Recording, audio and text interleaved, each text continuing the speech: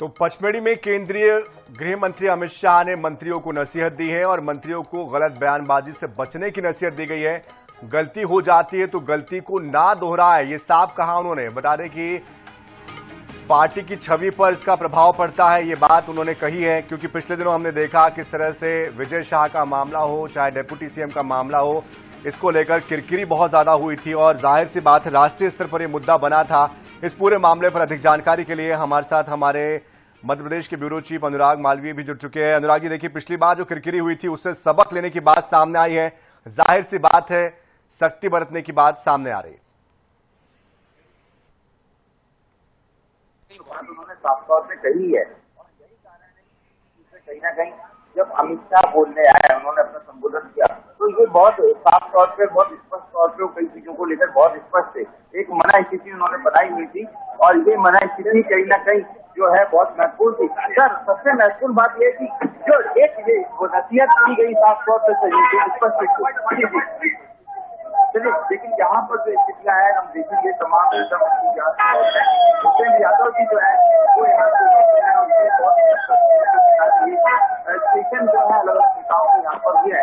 लेकिन बड़ी बात यही है कि कहीं ना कहीं अगर मैं बताऊं तो बहुत स्पष्ट रूप से अमित शाह ये नसीहत देते हुए नजर आए हैं कि जो भी बोलना है तोल बोल के बोलना है, क्योंकि जो बयान आए, चाहे वो विजय शाह का बयान हो, चाहे जगदीश देवड़ा का बयान हो, चाहे का बयान हो, चाहे उदय प्रताप सिंह का बयान हो, इसने पार्टी की फजीयत बढ़ाई थी और बहुत सीधे शब्दों में उन्होंने ये बात को कहा है, कोई घुमा फिरा के नहीं कहा है कि आप जो भी बोलते हैं इससे पार्टी की छवि पर सीधा असर पड़ता है। और यही कहीं ना कहीं निश्चित रूप से एक अलग तस्वीर आईना दिखाने के लिए बहुत महत्वपूर्ण होता है जब आप स्पष्ट रूप से इस बात को कह देते हैं। और अमित शाह ने यही किया है कि अगर आपको जो भी बोलना है तो साफ तौर पे बोलें जरूर, लेकिन बोलने के पहले सोचें कि आपके बोलने के मायने क्या है और इससे कितनी मुसीबतें बढ़ सकती है। पार्टी की तमाम विधायक जो हैं और जो आ रहे हैं, ये देखेंगे यहाँ पर पटेरिया जी हैं। सर, क्लास से निकले हैं, कुछ खास बात?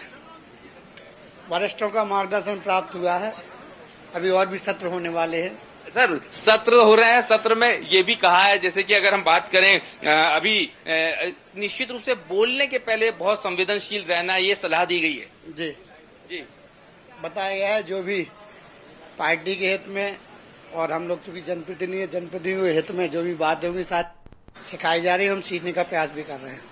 तो आज का सेशन खासतौर पर अगर देखें तो यहाँ पर हम देखें ये बहुत स्पष्ट रूप से तस्वीर थी जो बता रही थी कि बिल्कुल यहाँ दिख भी रहा है अमित शाह जी के बोलने के बाद जो असर हुआ है वो भी दिख रहा है, प्रतिक्रिया देने से बचते हुए भी वो नजर आ रहे हैं, जाहिर सी बात है। लेकिन इसके अलावा और वहां पर किस तरह से आज इस कार्यक्रम में और क्या बड़ी बातें निकल कर आ रही है, जरा वो भी दर्शकों तक पहुंचाइए।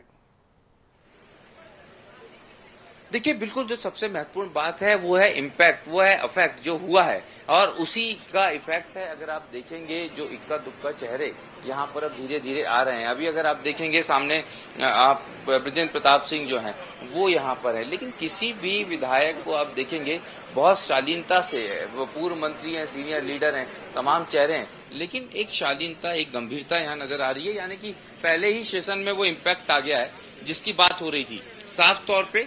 और सबसे महत्वपूर्ण बात यही थी कि सबसे बड़ा संदेश तो जो देना है वो अमित शाह ही देंगे और अमित शाह ने वो संदेश दे दिया है। इसके बाद में बहुत सारी चीजें रीति नीति को लेकर होगी, जो कि बहुत सारे जो चेहरे कांग्रेस से बीजेपी में आए उनको लेकर भी कहीं ना कहीं जो है अन्य नेताओं के सबक हैं कि हमने जिस तरह से इस पार्टी को आगे बढ़ाया है उस पार्टी को बढ़ाने में अनुशासन बहुत आवश्यक रहा है।